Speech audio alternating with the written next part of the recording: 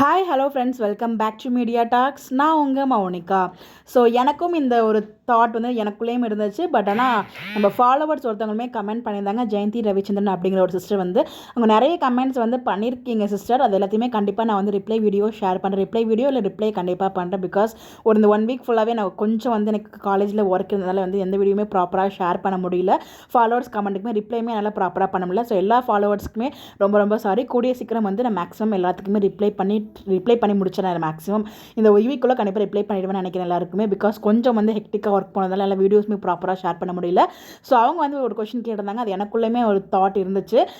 Police வந்து பார்த்திங்கன்னா, அதாவது பசுபதியை கொடைக்கானலில் தான் வந்து பார்த்திங்கன்னா பொலிட்டிஷியன்லாம் தெரியும் அவருக்கு. ஸோ அங்கே தான் பெரிய ஆளாக வந்து காமிச்சிட்டு இருந்தாங்க. ஸோ பொலிட்டிஷியனை வச்சு அவரோட காரியத்தை வந்து போலீஸ்கிட்ட சாதிச்சுக்கிட்டாரு. பட் இங்கே வந்து சென்னையை பொறுத்த வரைக்கும் விஜய் தான் ஒரு பெரிய பிஸ்னஸ் மேன், அவருக்கு எல்லாரையும் தெரியும். அதே மாதிரி வந்து பார்த்திங்கன்னா தாத்தாவுக்கும் பெரிய பெரிய ஆளுங்களோட கனெக்ஷன் இருக்க மாதிரி வந்து காமிச்சிட்டு இருந்த மகாநதி டீம் இப்போ ஏன் வந்து பார்த்திங்கன்னா இவங்க 2 பேரும் டம்மியாக காமிக்கிறாங்க.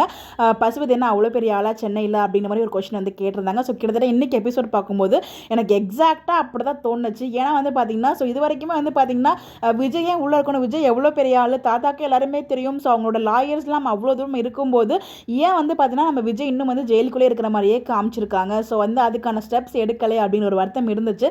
அது ஒரு பக்கம் வந்து ட்ரக்காக அப்படி வச்சுருக்காங்க அப்படின்னு பார்த்தாலும், பட் போலீஸே இன்றைக்கி எதுக்காக வெனிலா வந்து சாட்சி சொல்ல கூப்பிட்டு போகாமல் வேற ஒரு லொக்கேஷனுக்கு மூவ் பண்ண ட்ரை பண்ணுறாங்க. கிட்டத்தட்ட இன்டெரக்டாக அவங்க வந்து பசுபதி தானே ஹெல்ப் பண்ணுறாங்க. ஆனால் பசுபதி அவர் சொல்லும்போது நம்ம வந்து எப்படியாவது வந்து வெனிலாவை போட்டு தள்ளிட்டு அந்த பழியுமே வந்து விஜய் மேலே போட்டுறணும் அப்படிங்கிற மாதிரி தான் பேசிகிட்டு இருக்காரு. இல்லைனா போலீஸ் கிட்ட சிக்கணும்னா நம்மளை வந்து ஒன்றும் நம்மளை சும்மா விட மாட்டாங்க அப்படிங்கிற மாதிரி அவர் ஆப்போசிட்டாக தான் பேசுகிறாரு.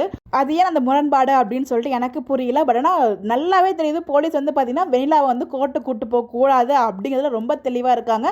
விஜய் வெளில வரக்கூடாது அப்படிங்கிறதுலையும் அவங்க தெளிவாக இருக்கிற மாதிரி தான் எனக்கு ஃபீல் ஆகுது. இன்றைக்கி எபிசோட் பார்க்கும்போது 100% நான் ஷூராக சொல்கிறேன், எனக்கு அப்படி தான் ஃபீல் ஆச்சு. அதுதான் அவங்களுமே வந்து ஷேர் பண்ணியிருந்தாங்க.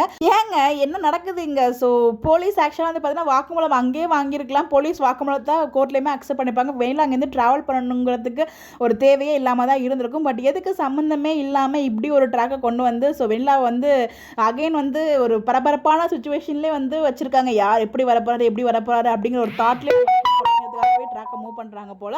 போலீஸும் அதுக்கு அப்படியே நம்ம விஜய்க்கு ஆப்போசிட்டாக இருக்க மாதிரி தான் காமிக்கிறாங்க. அது என்னங்க வெயிட் பண்ணி தான் பார்க்கணும். இல்லை உங்களுக்கு எதுவும் வேறு ஏதாச்சும் ஐடியா இருந்தாலும் மறக்காமல் கமெண்ட்டில் சொல்லுங்கள். இந்த மாதிரி அப்டேட் தெரிஞ்சுக்க நம்மளோட சேனலை ஃபாலோ பண்ணிக்கோங்க. Bye bye.